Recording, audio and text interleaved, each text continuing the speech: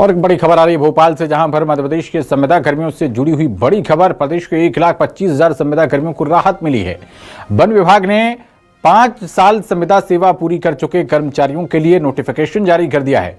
Forest guard भर्ती में संविदा कर्मियों को 50% का लाभ मिलेगा।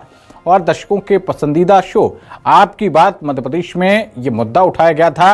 अब तक पंचायत, ग्रामीण विकास और ऊर्जा विभाग का संविदा कर्मियों को लेकर नोटिफिकेशन जारी हो चुका है। सीधी भर्ती में भी ये प्रावधान लागू रहेगा, यानी कि 50% का लाभ मिलेगा। एक तरीके से ये आरक्षण आप किसको कह सकते हैं।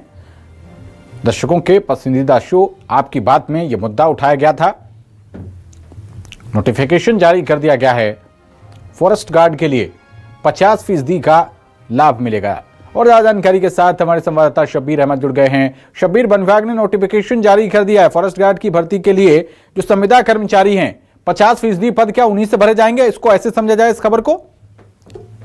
देखिए पवन, इसको लेकर एक दो ये कह सकते हैं क्लॉज भी है, और इसके अंदर क्लॉज ये है कि जो भर्ती निकाली जाएगी, खासकर हम वन विभाग के अंदर बात की जाए तो 50% के करीब उनके लिए आरक्षित तो रहेंगे, लेकिन इसके लिए बाकायदा फॉरेस्ट डिपार्टमेंट के जितने भी संविदा कर्मचारी हैं, अगर वो पक्का होना चाहते हैं और 5 साल हो चुके हैं उनके पूरे, ये क्राइटेरिया में ये भी डाला गया है कि आपको 5 साल की नौकरी पूरी होना चाहिए संविदा की, और इसके साथ साथ आपको एक परीक्षा देनी होगी, और उसके अंदर बात की जाए तो 50% के करीब अंक लाना होगा, फिर आपको सीधी भर्ती मिल सकती है। यानी आपको भर्ती मिलेगी, यानी पहले परीक्षा देनी होगी और 50% के करीब अंक लाने होंगे, और फिर उसी के बाद आपको भर्ती दी जाएगी। लेकिन सबसे बड़ी चीज ये कि एक नोटिफिकेशन जारी कर दिया गया है, और इसके अंदर यानी अब जितनी भी भर्ती निकाली जाएगी वन विभाग के अंदर, उसके अंदर कोटा निर्धारित रहेगा 50% का, और संविदा कर्मचारियों को उसका लाभ मिलता हुआ नजर आएगा। अभी तक की बात की जाए तो मध्य प्रदेश के अंदर पंचायत, ग्रामीण विकास और इसके साथ साथ ऊर्जा विभाग की तरफ से संविदा कर्मियों को लेकर इस तरीके का आदेश निकाल दिया गया। सरकार की तरफ से निर्देश अलग अलग विभागों को दिए जा चुके कि इस तरीके के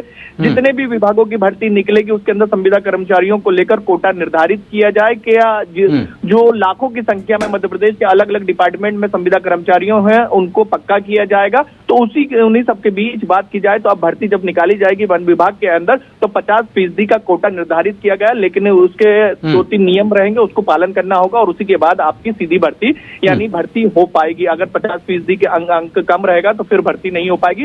उन लोगों को भर्ती मिलेगी जो दूसरे लोग जो संविदा कर्मचारी नहीं है, उनको, उन अभ्यर्थियों को भर्ती मिलती हुई नजर आएगी। यानी आपको पवन बात की जाए तो आपको भर्ती चाहिए, यानी आपको पक्की नौकरी चाहिए तो पहले परीक्षा देनी होगी और उसमें पास होना पड़ेगा, यानी करीब 50% अंक लाने ही होंगे। शब्बीर, इसको ऐसे समझ सकते हैं, मान लीजिए 100 पद हैं और 100 में से अगर जो आपने क्राइटेरिया बताया उसको 150 लोग फुलफिल कर लेते हैं तो उसका 50% यानी कि जो 50 पद होंगे वो संविदा कर्मियों के लिए सुरक्षित रहेंगे।